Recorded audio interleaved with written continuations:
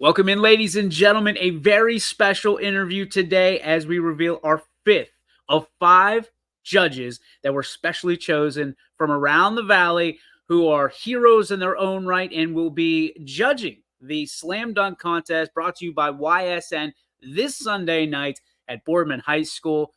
And ladies and gentlemen, I can't tell you how excited I am for this one. This is a gentleman who has taken this valley, put it sternly on his back, and has carried us through decades and decades and decades. And for people who don't know, this Boardman High School graduate who went down to the University of Miami, who was able to then be drafted by the beloved Cleveland Browns around here, and has made memories for so many. Ladies and gentlemen, our fifth judge at this time being introduced, the one and only, our friend, Mr. Bernie Kosar. Mr. Kosar. Thank you, DJ. Thank you for slowing up my cranium there. I'm loving the South Range hoodie right there. Thank you very much. I appreciate it. When we started this in 2017, it was only a dream to have someone like you stop in and just say hi and say that we exist. For you to be able to be part of this and to raise money for a great cause and sleep in heavenly peace, easy for me to say, and build beds for kids that don't have it. It means so much to us. I can't thank you enough. Thank you so much. Well, thank you so much for all you do, DJ. I appreciate you kind of swelling my cranium up and heaping all that praise on me. But really a tribute to you and what you're doing in the Valley and the community and with really the high school kids and the message you're able to bring and creating this type of all-star game at Boardman High School, my old alma mater, for the region and more importantly for the community and raising money to give back to the community. But also the point that, you joked about You Matter and stuff and from being at the University of Miami. But really, that's something I use now for more macro and stuff because it really applies across really all platforms. And self-confidence and self-esteem, heck, even for us adults, is lacking, although at times, even though we try to act like we always have it together, let alone at the high school level. And I know a lot of times you hear today that, oh, kids got it easy. They have so many more material things than we had growing up. And maybe to a degree that could be true from a materialistic side. But boy, from a pressure side and from things that kids are exposed to at such an early age now, I really think it's actually more challenging now to be the middle school and high school kids and the pressure and peer pressure and the things like social media that we didn't have to deal with right now or back when we were growing up, but that kids are having to deal with now is something that as I get into the late third quarter, early fourth quarter of my life, almost feel it's a responsibility to be able to kind of come back, give back, and kind of share the message. Very similarly, DJ, to what you're doing. And besides the fact that I can't wait to get back on the gym because I think the last time I actually dunked, I was a senior at Boardman High School. So I'm going to go back to the scene of the crime and see where I barely got it over the rim. At being 6'5", with a vertical jump of about a half an inch. So when I jump, I'm 6'5.5". So. All right. I love it. We can put you in. If you still think you can get the air up there, we'll put you right back in this dunk contest. You can bring the house down. Well, thanks. You could slide a piece of paper under my feet, barely. The credit card underneath. I love it. No, I don't even have the credit card. My kids took it. For you, Bernie, to be able to go back, obviously you've been heavy with Boardman, since you left. I mean, you are You are the chosen son, the prodigal son of Boardman. You represent this area so well. For you to go back and to see the people and maybe people that have never met you before, that have the opportunity, these young student athletes from all different classes, and I'm sure some people who have been dying to meet you their entire lives, to be able to walk into that gym where your jersey is hung, as you walk in. What is that going to be like for you, do you think? Wow, DJ, I'd like to be sitting here and acting super cool and stuff, and I'm not saying this to just embellish. You sent a massive wave of adrenaline and excitement through me by just kind of reflecting back and saying that, and almost the goosebumps that are going through me now. I'm not just saying this to be gratuitous. Boardman High School really laid the foundation for what I am, what I became, and what I was able to do.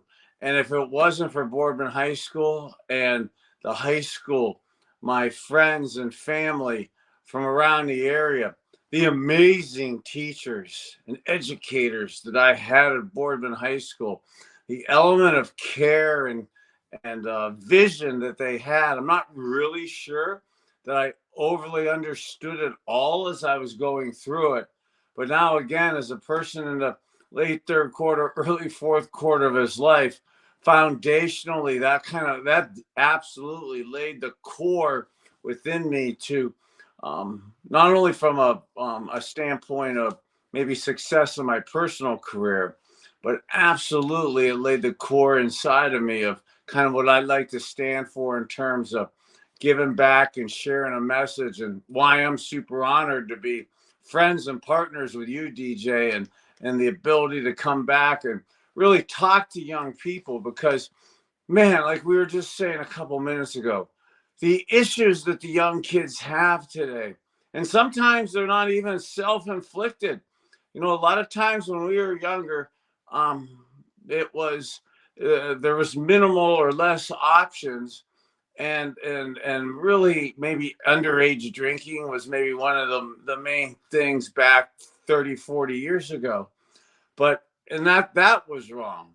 But man, what kids today have to deal with in terms of anxieties and medications and things sometimes that us parents put our own kids on, that are when they're young, that actually make it even more counterproductive to be high school kids. And so looking and teaching maybe more holistic type ways to be able to come through certain things so that you can handle this tough times of life. And when I talk to younger kids now, and I love my family, but when I was 14, 15, 16, 17, 18, 19, the older people, people like me. So if your kids out there listen, they're always claiming how smart they were, how they knew everything, how perfect it is to be almost 60, to be 60 years old and stuff.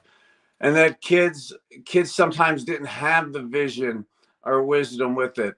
And to a degree, you do need more experience um, to handle some of this wisdom.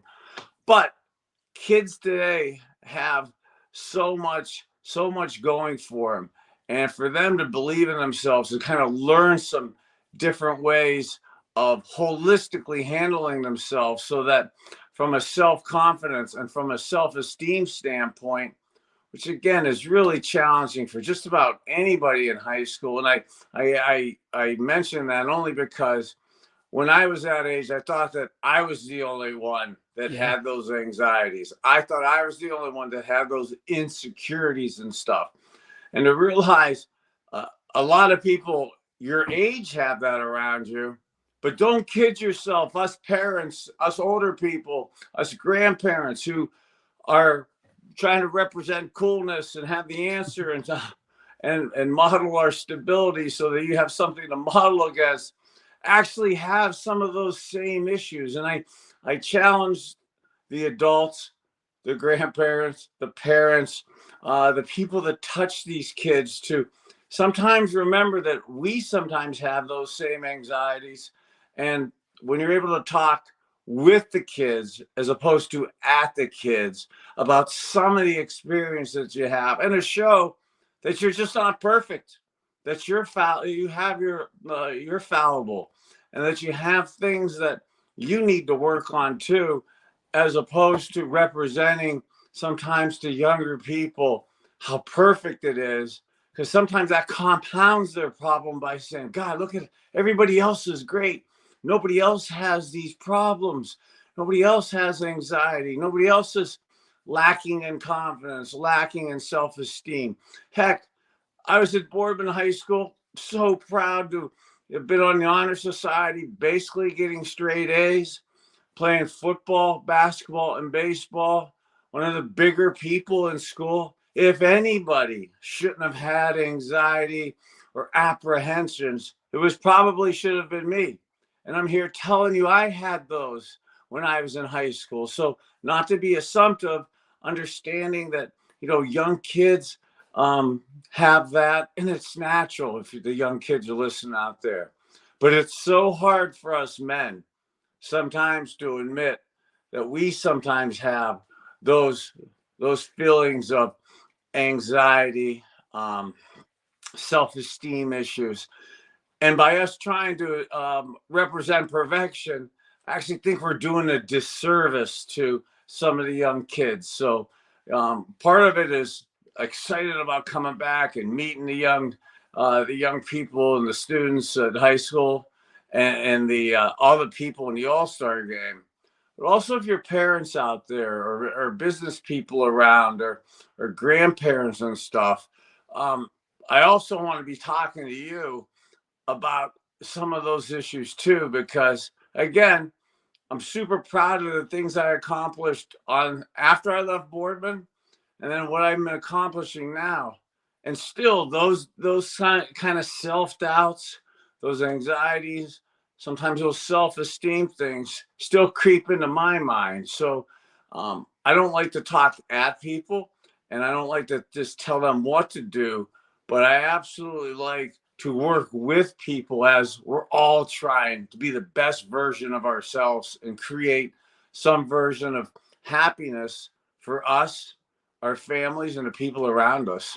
I love it. I think that one of the things we preach most is naturally, you did what everybody wants to do, right? You started playing football, you played so many different sports, and then you ended up being a professional. And that's what everybody wants to do. That's the goal. I think when you play these sports, especially for boys and going into men, is you want to do this professionally and not necessarily always for the paycheck or the fame, but for the love of the game. You were able to do that. But for the other 99% of us that play sports and participate in sports, we have to learn something from sports to get us through the other side of our life. Like you talked about, being a business person or going to work every day. To me, it's always been about the competition, and to be able to compete every single day, waking up and being able to take what I learned in whatever sport that I played and apply it to my life and compete for life to be the best person that I am. For you, sports, why was it so important at an early age? What did it teach you about what you're doing, for the days after the Browns and the Dolphins and the Cowboys? What did it teach you about yourself and how to take a competitive approach into each and every day? Well, that's really a great point. And one of the things I really like to talk about is the competition of sports creates at times a lot of adversity, that things and pressure, and a focal point on you, or when you're out on the stage having to be the person that has to make the plays and be competitive in these competitive situations is sometimes easier said than done. So one of the things that I really love about youth sports and high school sports, and again, as a football player, football was great to me. I would, when I was at Boardman, my goal wasn't to be a pro. My goal was, we were a little bit challenged financially. So my goal was just to do the best I can today, and tomorrow takes care of itself. and really wanting to get a good education at Boardman and play really good sports. And hopefully that would manifest itself into a scholarship and stuff so that I could continue my education. Because statistically, the odds of being myself or John Greco, another Boardman grad who went on to have a fantastic pro career, is super challenging. And the odds are really kind of against you. Not saying you can't have those dreams, but being able to take it a step at a time and, again, do the best you can today. Do your best in school. Do the best you can in sports. And then doing that puts you in a position to go to the next step with that. And sports sometimes from the I'm not the biggest fan of kids now because of some of the repercussions I'm having with TBI or CTE, whatever acronym you want to use up here. So I'm not necessarily sure you need to be banging heads from second, third, fourth grade with your kids. Matter of fact, I challenge you parents not to be doing that. But some of the things that football taught you, sports taught you, basketball, and it doesn't have to be just the footballs and what we're going to be doing Sunday night at Boardman High School with the All-Star game and basketball and stuff. But any of those kind of sports, whether it's a team or individual, really teaches you a massive amount of discipline and structure, especially the team sports. So some of the things, and we coming through COVID and three plus years ago. And before COVID started, we had issues with self-confidence, self-esteem, anxieties, depression. Unfortunately, the suicide rates. I love my number 19. You see the old man in front of you and the young man behind me. I love that number, but that's also the same number that averages the amount of suicide deaths a day in the state of Ohio. So many people are struggling with those type of anxieties that team sports with the right coaches. And that's where I was so proud to be from Boardman, and the coaches and teachers that I was talking about earlier really not only coached on the courts or on the fields for it, but they really coached life lessons. And some of the life lessons that you learn when you're in a good environment, in a good school with a good coaching staff and a good teaching staff and a good support staff, some of those life lessons that you learn, like I was saying earlier, foundationally still reside within me. It's the core of what I really believe I stand for. And things like competition, simple things like respect for other people, being on time. I mean, a lot of times when I was, my kids now are in their mid-20s to early 30s. I can't tell you the amount of times when they were kids in that junior high school range where we'd go to practice and you blame the kids for being late for practice, but really it's the parents too. And nobody was on time. And that's just that core fundamental of sports. God bless if Coach Gene Pushik in football and you weren't on time back in the old days. I'm really showing my age now for us, the Boardman alumni here, to go back to Coach Pushik.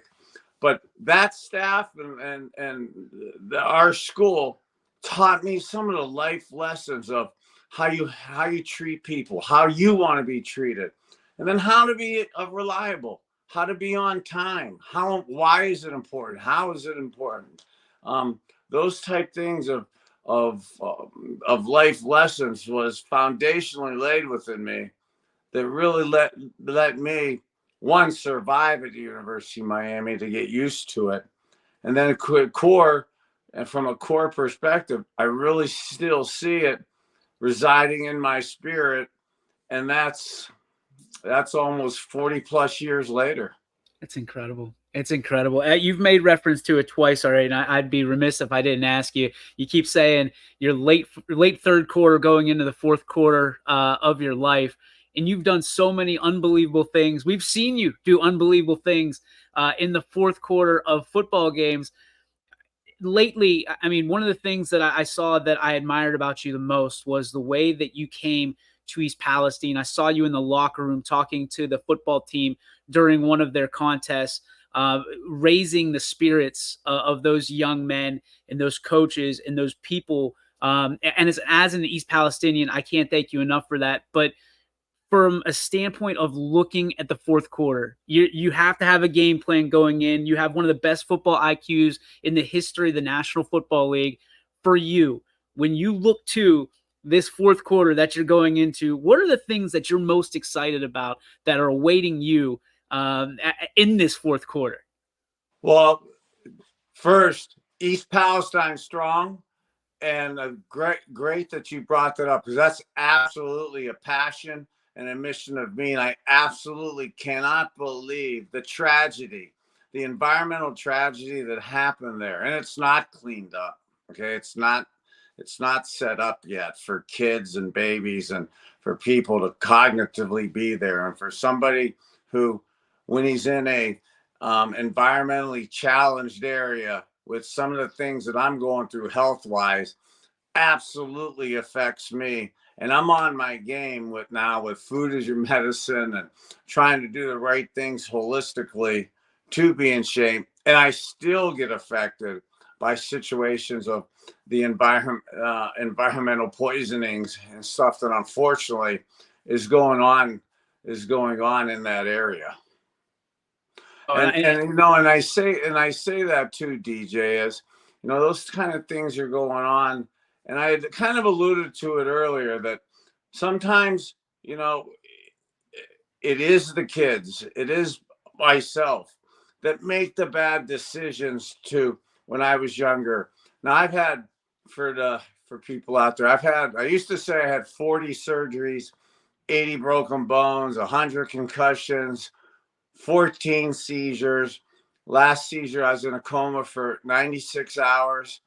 I retired in 1997.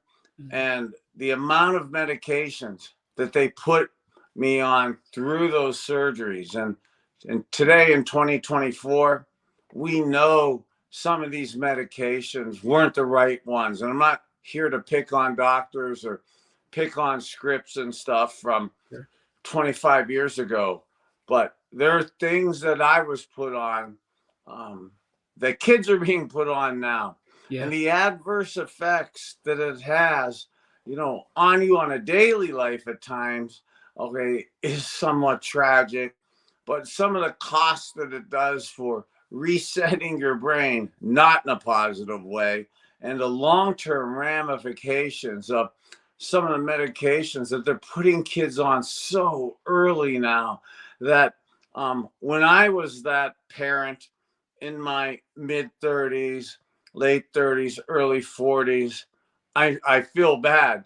And I lament on this. And this is partially why I'm so obsessive in flushing and detoxing from a holistic side myself, because there's sometimes mistakes that we made in raising our own kids with some of these medications that the doctor said were great, we're safe, they're going to save your life, and really throw you down a spiral the wrong way. So there's a lot of things that before you have to go down certain paths with anxiety and depression meds, that food is your medicine, and there's some massively healthy options that you're able to at least explore before you really attempt to give people that life sentence of medications. I didn't know that up until about 7 years ago. I said the last hopefully the last seizure I had, I was in a coma for 96 hours. I'd come out of it and the doc was, "Oh God, Bernie, you're great. You're a tough guy. Keep up with your prescriptions and protocols." Like, bro, you got me on like 60 pills a day. Okay. And when you're medicated like that, even if it's legal or scripted, the ramifications of that, and not that I want all of you to go back and Google me from 8, 9, 10 years ago, but the inability to be told basically 5 years ago that you have 5 years left of cognitive brain function, and really 7, 8 years ago, I couldn't say cognitive. I couldn't enunciate, articulate, communicate any multiple syllable words. I mumble, bumble, stumble through about 50%, 60% of what I was talking about. So to be able to find kind of holistic, natural ways to take care of yourself has been life changing for me. And I almost feel, again, I've said it, I think now the third time, as the late third quarter, early fourth quarter of my life, I prefer not to have to talk about that story. It's not exactly the funnest thing to talk about. I'm not proud of it, but I almost feel it's a responsibility to say I've been in a lot of spots that some of the people have been in. And whether I made the decisions or people around me made the decisions or the docs did, it doesn't really matter. It's not about judging the past. It's about what you're doing now about it and what you're going to do in the future. And what I'm doing now about it, and what I hope to be doing in the future for myself, I almost feel like I'm regenerating parts of my body that were destroyed. And I almost feel a sense of responsibility, not to sit here and look cool and try to throw out some multiple syllable words and brag and stuff. It's absolutely not for that. It is to show people, it's almost a responsibility to kind of tell them I've been there. And then I spent so much time with people just talking, about what's happening without a real plan and without any real options. So to be able to have some simplistic options that you're able to implement into your life to avoid or minimize some of these type issues is, again, almost a big responsibility I feel I have to share, not only just with the kids, but for sometimes us stubborn dads, because I was that guy when I was 35, 40 years old, early 40s. I loved my father. He's 86. I'm going to try to drag him to the dunk contest Sunday, but no, and I love him, but he said, never apologize, never let people see your weaknesses and stuff like that. And at that age, and have a plan and be decisive. Well, if you don't have the plan, you don't have the right advice, if you don't believe in some of the stuff, and mainly it's because you don't know what some of the options are. So you kind of revert to things that you saw growing up and or that are going on around you with people that are supposedly the experts. And there's some simple things, again, that you could do to alleviate, minimize these type of issues. Bernie, I cannot thank you enough. You are a local legend, a national treasure, and a guy that I will always look up to. And even though you say you're not trying to look cool, man, you are still cooler than the other side of the pillow. We are so excited to see you on Sunday, and I'm sure there's a lot of people as well that will be excited as well. Thank you so much for your support, for being who you are, and for continuing to raise up local sports and these student athletes the way that you do. God bless you, my friend. Thank you, DJ, and thank you all at YSN. I mean, what you're doing in the community and the message that you're able to get out, and the just the event that you're doing this Sunday. I'm super honored and humbled to be a part of it, and hope create and further our message. So God bless you. You matter, and we'll see you Sunday night.